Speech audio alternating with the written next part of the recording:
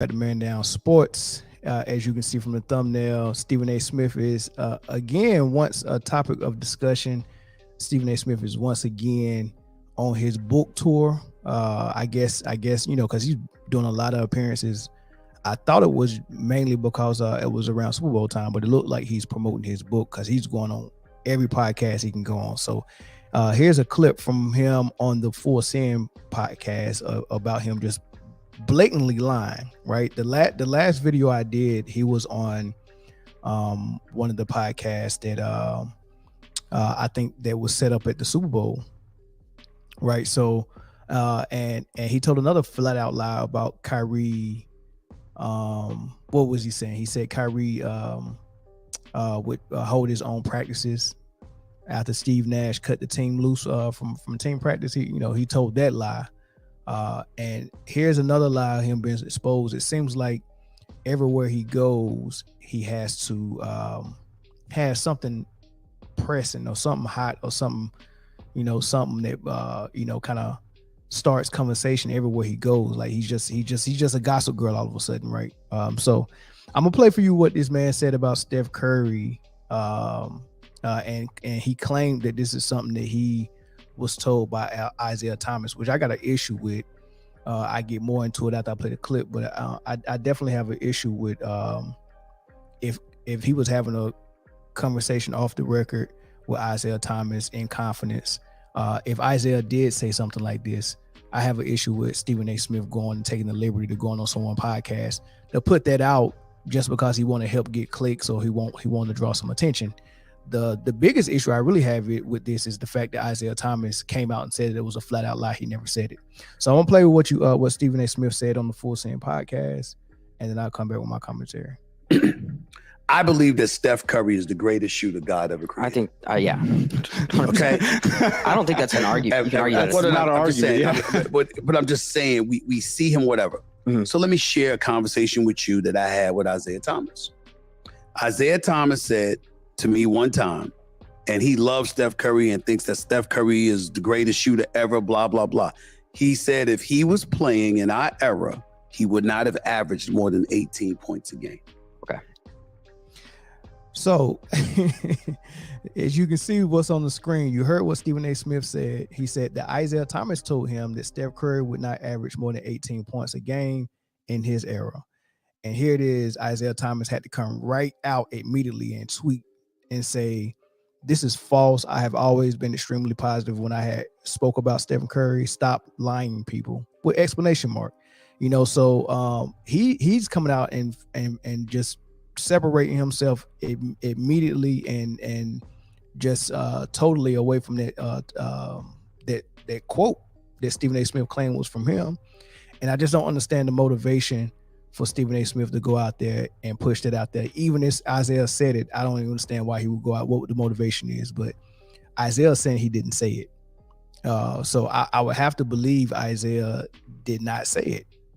If he said something close to it, maybe they was having a conversation and he was discussing how physical it was back then. And I kind of have the same thought process for point guards like Steph Curry, who were scoring point guards. And I think just the way the game was played and the game was officiated and the fact that there were big men that were focal points of the offense back then, I do think it was guys as good as Steph Curry as far as playmaking and shooting on the ball or off the ball who wasn't allowed to shoot that much. I think Mark Price and Steph Curry in his MVP seasons was shooting 50, 40, 90.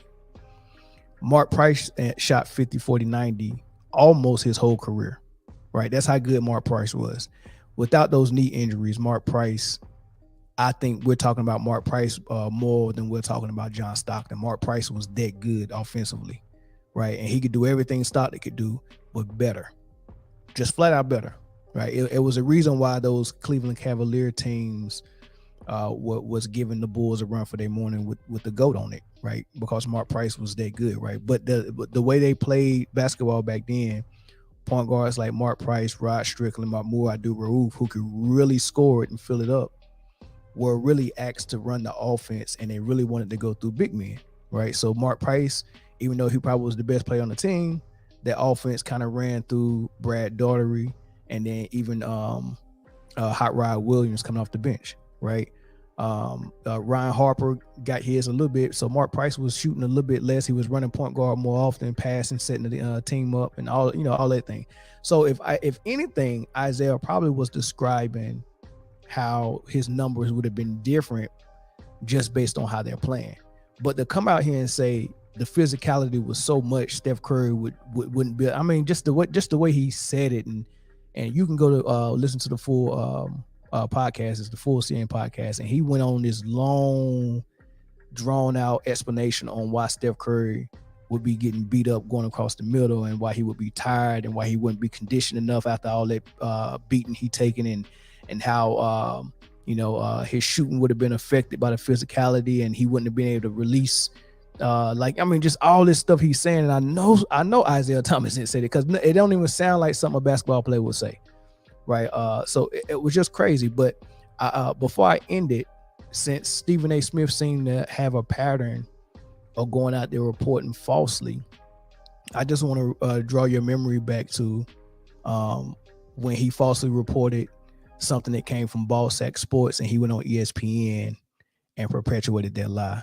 So here's the Ballsack Sports tweet, right? Kyrie Irving and James Harden got into a brief physical altercation after Kyrie called the 32-year-old superstar wash during a scrimmage, right?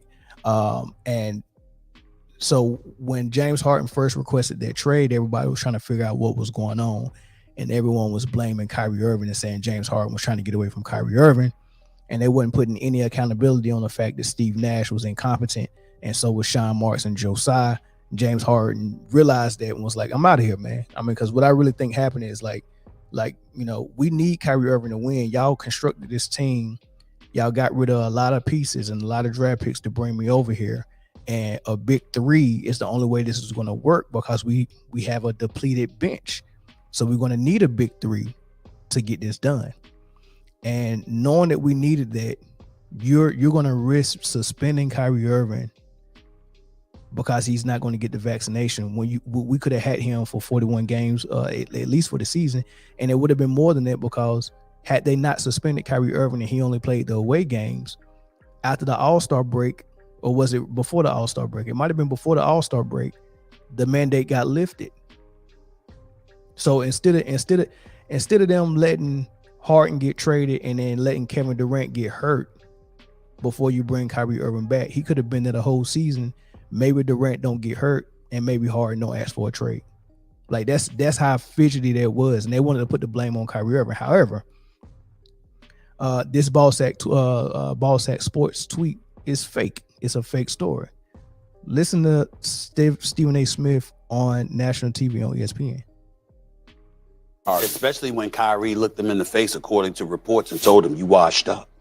He said that to him. Yeah, that's part of the reason they had to fall out. Wow. And he said, according to reports, right? This is what I say when they say unknown source, anonymous GM, a source close to the situation, or according to reports. Anytime they don't put a name to it, especially Stephen A. Smith and Chris Broussard, anytime they do that, do not believe it.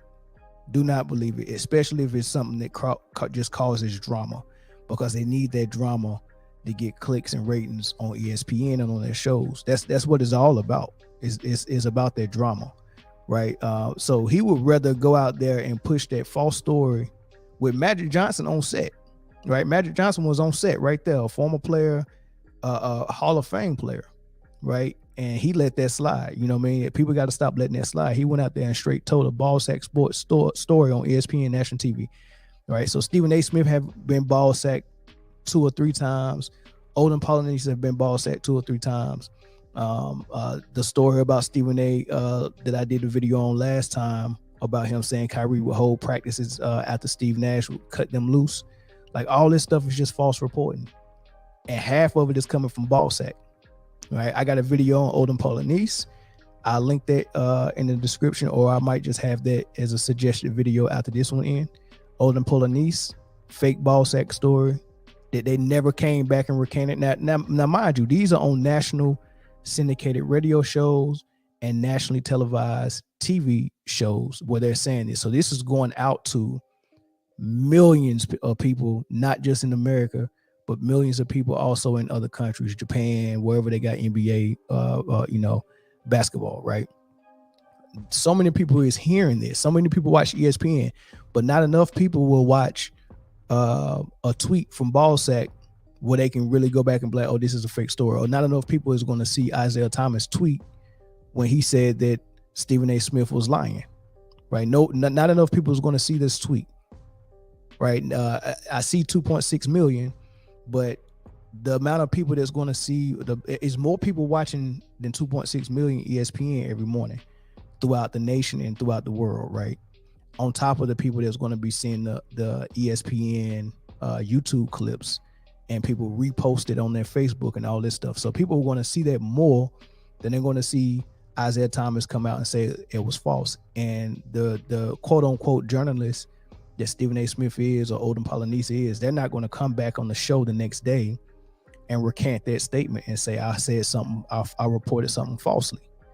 So you're going to have people going around believing Isiah said this about Steph Curry, and people are still to this day believing that Kyrie Irving told him that he was washed during a practice. There was another story where they said that Chris Paul told James Harden that he had man boobs, and James Harden left practice crying. There was another story that said that Kyrie Irving told Steve Nash to give Kobe back his MVP trophies. All of this stuff was Ballsack Sports, right? And you know, that's basically what I want to get on here and say, man. Like, this stuff is ridiculous. That these guys keep doing this, and people keep believing it.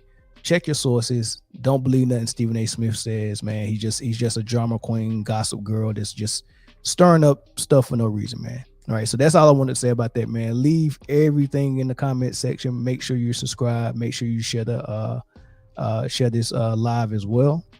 And then definitely hit that thumbs up, man. All right, I'll catch you on the next episode.